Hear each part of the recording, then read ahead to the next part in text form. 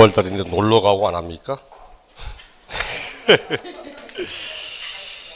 저는 내일은 뭐 서울 친구들 부산 놀러 온다고 대접하라고 다음 주 일요일은 원주 치악산 등산 가기로 돼 있고 그 다음 주일은 통영 매물도 섬 트레킹 하게 돼 있고 제가 산악회 총무하고 있기 때문에 어쩔 수 없이 내가 계획 잡아놓고 갑니다. 산악회 가입된 게 2개 있기 때문에 따라 가야 되기 때문에 가긴 갑니다. 그래서 기분 좋긴 다닙니다. 지난번은 철쭉지 갔다 가지고 퍼져가지고 몸살 나가지고 한다고 좀 알았는데 이거 괜찮은 것 같아. 또 다녀봐야지. 1번 다 풀어봤습니까? 다 맞습니까? 모릅니까? 1번 가산세 가산금 설명으로 바르자는 것. 정답은 1번 그렇죠. 1번 가산세는 해당 의무가 규정된 해당 조세의 세목으로 한다. 다만 해당 조세가 감면되더라도 가산세는 감면 대상에 포함하지 아니한다고 해야지. 앞에 있습니다. 취득세에 부과되는 가산세는 취득세가 되는 건 맞지만 취득세가 감면된다고 해서 가산세도 감면되고 이런 건 없다고 했습니다. 그래서 1번은 틀렸습니다. 2번 그리고 가산세는 가산금은 가산세에 포함될 수 없다 했죠. 그 1번과 2번이 가산세 할 때 단서거든. 둘 다 단서. 가산세 쭉 설명하다가 끝에 다만 이 경우 가산세는 가산금이 포함되지 아니한다. 그리고 또 가산세는 해당 조세의 세목이 된다. 다만 가산세가 해당 조세가 감면되어도 가산세는 감면에 포함될 수 없다. 가산세 있죠. 앞에 신고불성실, 납부불성실 몇 프로입니까? 이거 빼고 시험 지문에 가산세 나오면 나올 수 있는 지문이 2개밖에 없거든. 가산세 단서 나오는 그런 거 주의해야 됩니다. 3번, 4번, 5번 이제 가산금 이야기죠. 3번은 최초로 적용되는 가산금 3%. 그 다음 4번, 5번 이제 중가산금. 체납된 조세의 중가산금을 가산금에 더하여 징수하는 기간을 60개월을 초과할 수 없다. 맞죠? 최장 60개월. 그리고 체납된 조세가 지방세는 30만원, 국세는 100만원, 고금액 미만일 때는 중가산금을 적용하지 않고 적어도 이 금액 이상 체납할 때만 중가산금을 적용하죠. 중가산금은 얼마 적용합니까? 중가산금은 매월 1.2%씩 매월 1000분의 12, 1.2%씩을 매월 가산한다. 다만 매월 하되 최장 60개월을 초과할 수 없다. 그 정답은 1번이고 2번 납세무 성립 시기로 옳은 것만으로 묶인 것은 정답은 4번. 그렇죠. 4번. 소득세, 소득을 지급하는 때 틀렸죠. 소득세, 법인세, 부가가치세는 과세기간이 끝나는 때 성립하는 거지. 소득을 지급할 때, 소득을 얻은 때, 소득이 생길 때 이러면 다 틀린다죠. 니은 농특세는 취득세 물건을 취득하는 때 아니죠. 농어촌 특별세와 지방교육세는 부가세입니다. 부가세는 앞에 있는 본세가 성립할 때 성립한다. 농특세는 취득세만 나오는 게 아니거든. 취득세도 나오고 등록면허세 감면받아도 나오고 종합부동산세 뒤에 농특세 20% 나오고 소득세 감면받은 농특세 나오거든. 그럼 농특세가 어디에 나오는 농특세가 알 수가 없잖아. 그러면 앞에 그냥 본세가 성립할 때 또는 과세 표준이 되는 조세가 성립할 때 이래 말하지. 다만 취득세에 부과되는 가산세처럼 앞에 본세를 찍어놓고 물으면 그 본세가 성립하는 시기를 말하면 됩니다. 만약 니은이 취득세에 부과되는 농특세 그럼 맞아. 취득세 물건을 취득할 때 그럼 맞습니다. 하지만 아무런 말 없이 농특세, 지방교육세 물으면 반드시 본세가 성립할 때 이렇게 표현을 해야 되죠. 디귿 재산세 과세 기준 1 맞죠? 몇월 며칠 없지 않습니까? 없어도 맞습니다. 날짜를 틀리게 내지 않는 한은 그냥 과세 기준 1 이렇게 해도 맞습니다. 6월 1일 법에도 원래는 날짜가 없어. 과세 기준 1 이렇게만 돼 있지. 니을 취득세는 취득한 대상을 등기 등록하는 때 아니죠. 등기 등록할 때 성립하는 건 등록면허세지. 취득세는 과세 물건을 취득하는 때 성립하는 거지. 그다음 수시부과하는 세금은 수시부과할 사회가 발생하면 성립할 거고, 종합부동산세, 재산세 과세 기준 1 맞죠? 동일하게 6월 1일 함께 사용하죠. 우리 법에도 이렇게 되어 있습니다. 종합부동산세 땅땅 재산세의 과세 기준 1 이렇게 되어 있습니다. 올바른 것이 바로 디귿. 그럼 미염과 비염 4번이죠. 3번 다음 조세 가운데서 과세 주체가 과표와세액을 결정하는 때 확정되는 조세 뭘 찾아라는 이야기입니까? 보통징수하는 세금 찾아라는 이야기죠. 신고 납부하는 세금은 납세 의무자가 과표와세액을 신고하여 확정. 보통징수하는 세금은 과세 주체가 결정하여 확정. 그럼 지금 과세 주체가 결정할 때 확정되니까 보통징수하는 세금. 기역, 니은, 미염 얘들은 행위와 소득을 보고하는 세금은 신고납부 대신 재산을 보고하는 세금은 보통징수. 그래서 재산세, 종합부동산세 2개 2번 그렇죠. 4번 국세기본법상 납세 의무자가 법정신고기한까지 양도소득세 과세표준 신고서를 제출하는 경우 제척기간 몇 년입니까? 7년 그렇죠. 7년. 일단 특수한 경우 빼고 특수한 경우 빼고 나면 국세든 지방세든 원칙적으로 원칙은 5년 과세표준 신고서 미제출 7년 사기 그 밖의 부당한 방법 10년 그게 딱 원칙이잖아. 그 다음에 이제 예외로 들어가면 국세는 사기 그 밖의 해도 국제거래에 관한 내용이라면 15년 그리고 지방세도 원칙은 신고서 미제출은 7년인데 단 상속 증여에 따라 취득했는데 신고서 제출하면 10년. 그 다음 뭐 명의신탁 약정에 따라 하면 10년. 그런 거지. 기본적으로 아무런 말 없이 제척기간은 5년, 신고서 제출하자 7년, 그 다음 사기 그 밖의 부정한 방법 10년. 이렇게 사용을 해야 되죠. 5번. 정답은 3번이었고, 5번. 다음 부가세 설명으로 바른 것. 정답은 4번, 그렇죠. 4번. 1번과 2번, 1번, 2번은 세금 바꾸면 됩니다. 1번의 취득세 대신 등록면허세는 지방교육세가 원칙인데 단 등록면허세를 감면받는다면 농특세가 나올 수도 있고 2번 취득세는 원칙적으로 농특세, 지방교육세 둘 다 나오고 이렇게 바꾸면 돼. 취득세와 등록면허세 순서만 바꿔버리면 1번을 취득세라고 말하면 맞고 1번은 등록세 맞고 2번을 등록면허세 취득세라고 맞고 이렇게 합니다.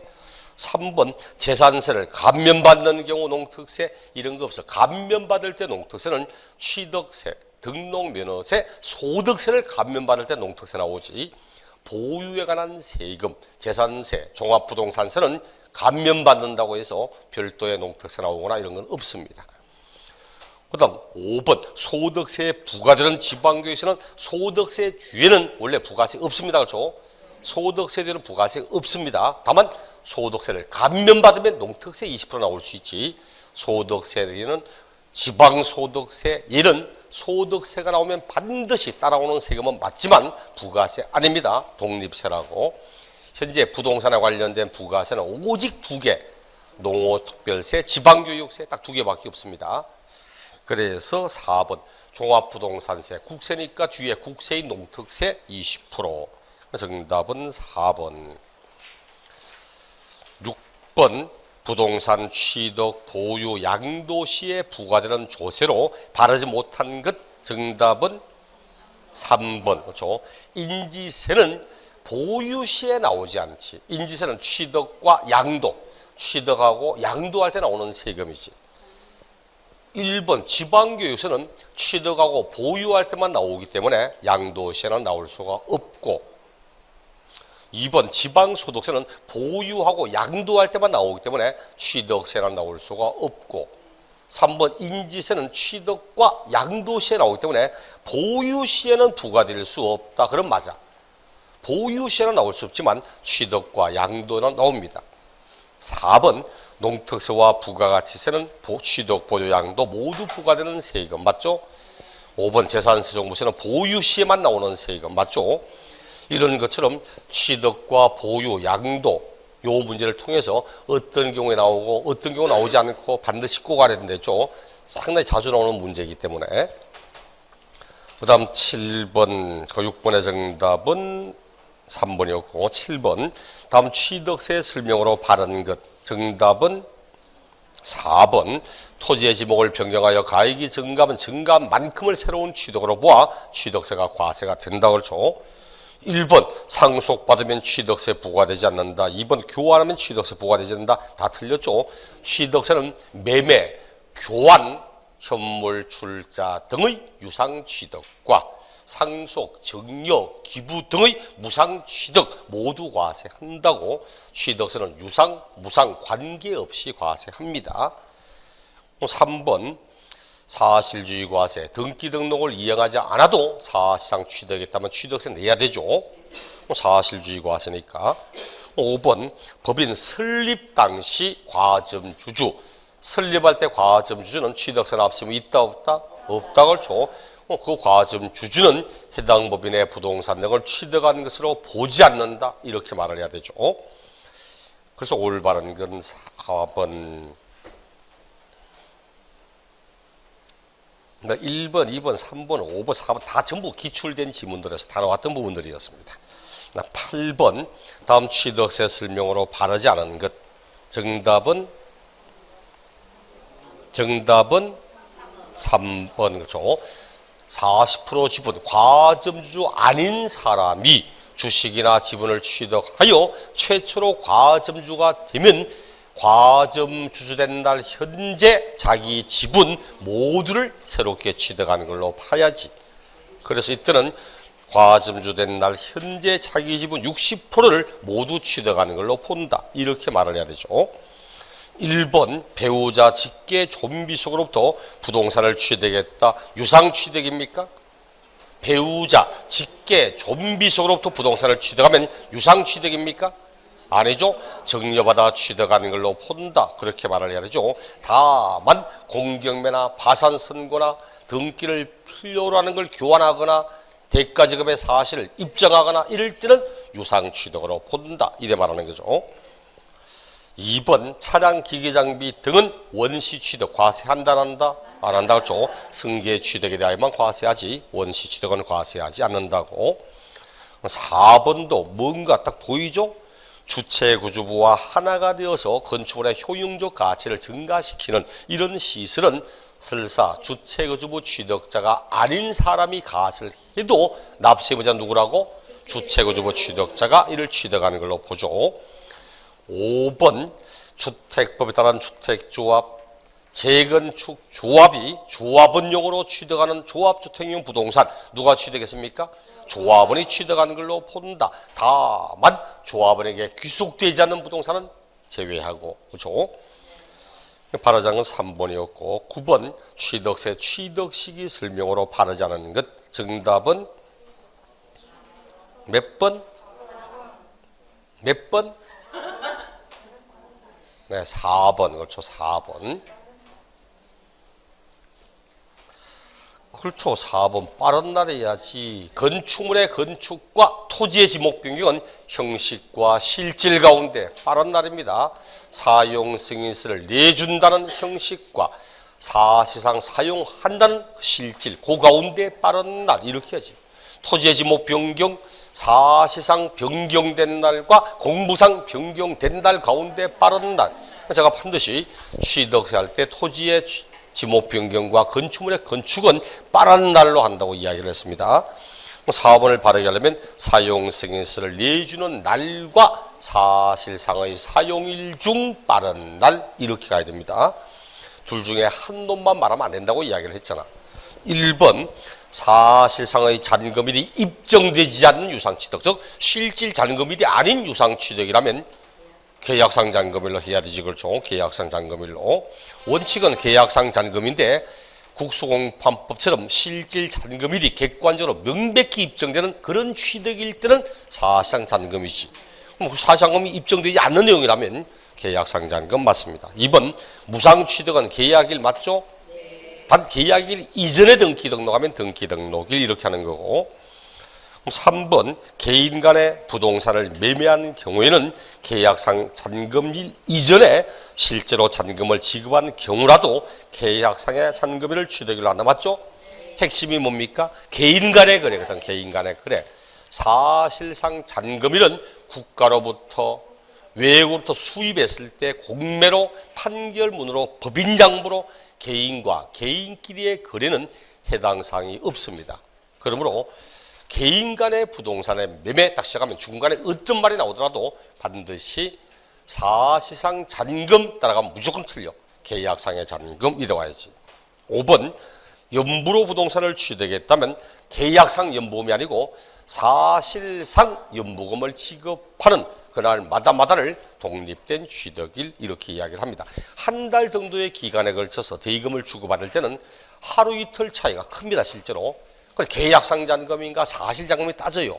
근데 몇 년에 걸쳐서 대금을 줄 때는 하루 이틀 틀리고 이거 안 따집니다. 그래서 실질 연부금을 주는 날 이렇게 이야기를 하는 겁니다. 그래서 바르자는 것은 4번 그렇죠. 다음 시간도 오늘 배웠던 내용까지를 문제를 풀어볼 겁니다. 취득세 끝까지.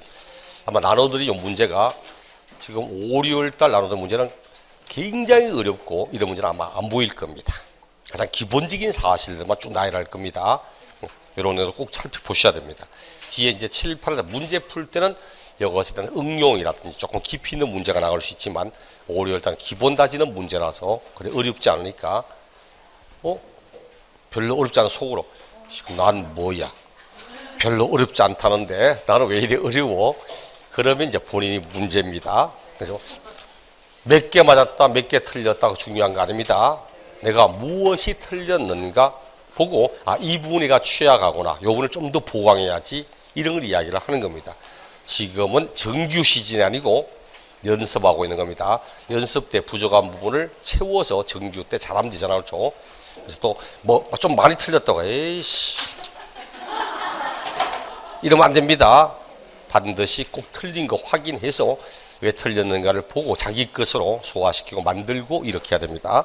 다음 시간에 등록면허세, 재산세 그런 내용도 보도록 하겠습니다. 수고하셨습니다.